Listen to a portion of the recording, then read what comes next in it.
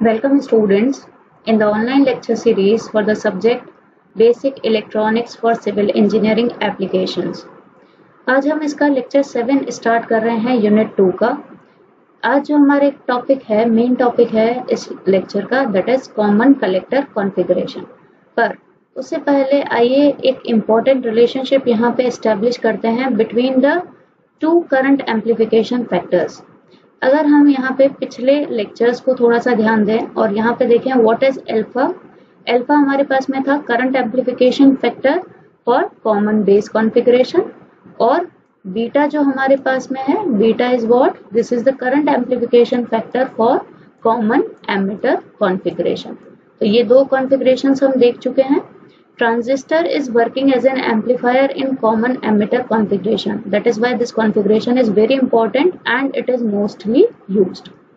Now, अब हम यहाँ पे एक relationship develop कर रहे हैं between alpha and beta, which is very important as considered from electronic devices and circuits point of view. So देखिए यहाँ पे एक relationship क्या होगा between the DC values of alpha and beta। तो हमें पता है कि हमने कॉमन बेस कॉन्फ़िगरेशन में अल्फा की वैल्यू पढ़ी थी। तो alpha was equal to IC by IE, that is collector current divided by emitter current. इसी तरीके से जब हमने कॉमन एमिटर कॉन्फ़िगरेशन पढ़ी थी, this was through common base configuration, this alpha current amplification factor in common base configuration, this beta is current amplification factor in common emitter configuration.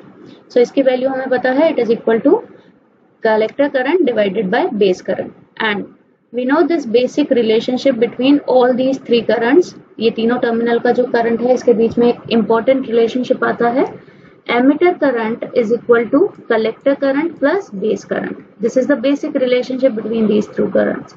सो अगर हम यहाँ पे थोड़ा सा इक्वेशन को अरेंज करें, सो यहाँ पे देखिए हम इस वैल्यू से, यहाँ से अगर हम IE की वैल्यू निकालें तो IE की वैल्यू क्या हो जाएगी, IE will be equal to IC by alpha. This is why we are writing it as IC by alpha. Now इस वाली इक्वेशन के अंदर हम ये वैल्यूज लिख रहे हैं, तो IE की जगह हमने लिख दिया IC by alpha, and IC as it is रख दिया हमने, और I भी इसी तरीके से लिख दिया। इसी इक्वेशन को हम फर्दर सॉल्व करते हैं। So this equation can be further written as, अगर मैं इसको और सॉल्व करूंगी तो ये वाला IC हम इस साइड पे ले जाएंगे, तो यहाँ पे इस तरीके से लिखा जा सकता है, IC हमने कॉमन ले लिया and it can be written as 1 by alpha minus 1, right. ये IC अब चला गया इस लेफ्ट हैंड साइड पे, so we can write it like this, and this is the value of IB। So इसको फर्दर अगर हम सॉल्व करेंगे तो हम इसको इस तरीके से लिख सकते हैं, IC by IB। now I am taking this IB in this side, so this is, और अगर आप इसको सॉल्व करेंगे तो ये इक्वेशन हमारे पास में क्या बढ़ रही है, 1 माइनस अल्फा अपॉन अल्फा। अब ये उस साइड में जाएगी तो यहाँ पे न्यूमरेटर और डिनोमिनेटर चेंज हो जाएगा। सो IC बाय IB की यहाँ पे हमारे पास में वैल्यू आई है alpha by 1 minus alpha. So हम यहाँ से लिख सकते हैं IC by IB। What is IC by IB? यहाँ से अगर आप देखेंगे तो IC बाय IB हमें मिल रहा है क्या, this is beta. So beta is equal to alpha by 1 minus alpha. So this is the basic relationship that we are developing between beta and alpha.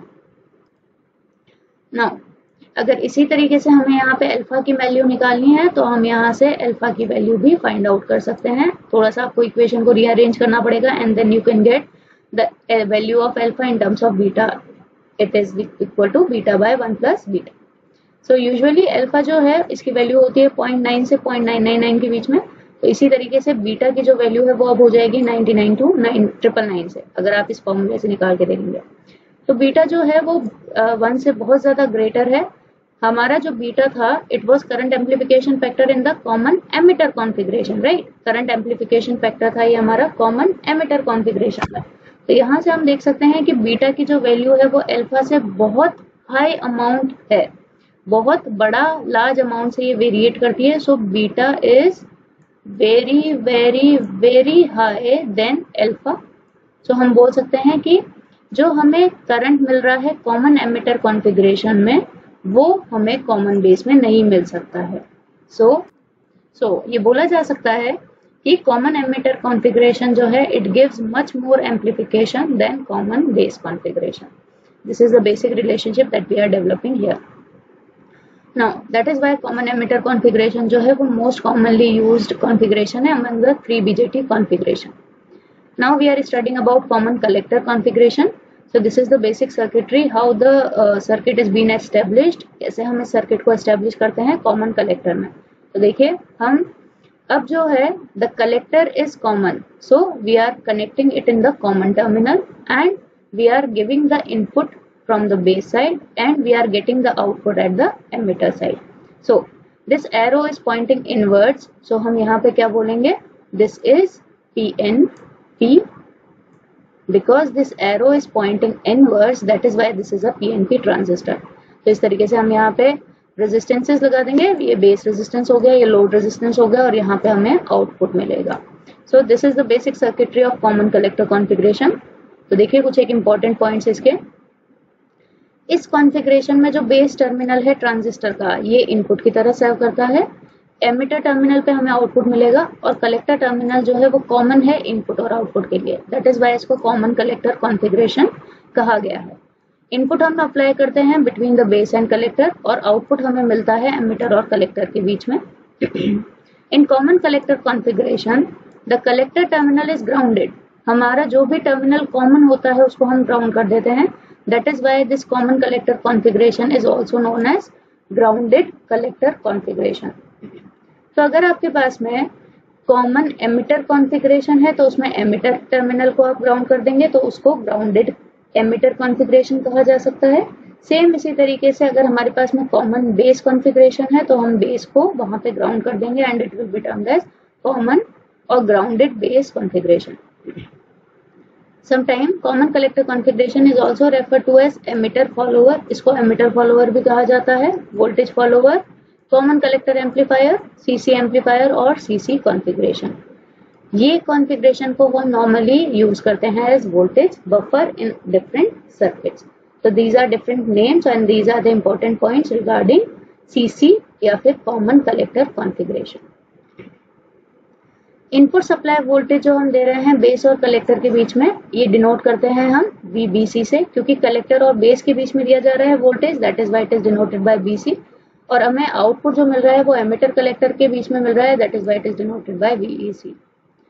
इस कॉन्फ़िगरेशन में जो इनपुट करंट है और base current है उसको denote करेंगे हम IB से, और आउटपुट करंट हमारा क्योंकि एमिटर पे हमें मिल रहा है, that is why it is denoted by IE।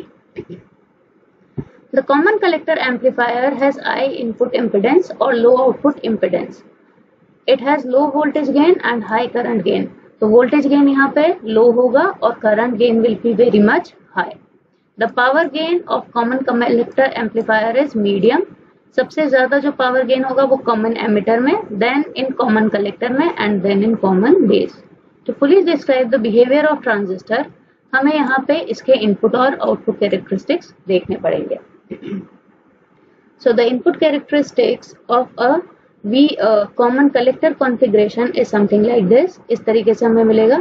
हमें पता है जो हमारा input characteristics है उनमें जो हमें input current मिलेगा that will be our base current, और यहाँ जो ग्राफ है वो बनेगा between IB and VBC, that is base collector voltage and base current के बीच में हमारा ये ग्राफ बनेगा।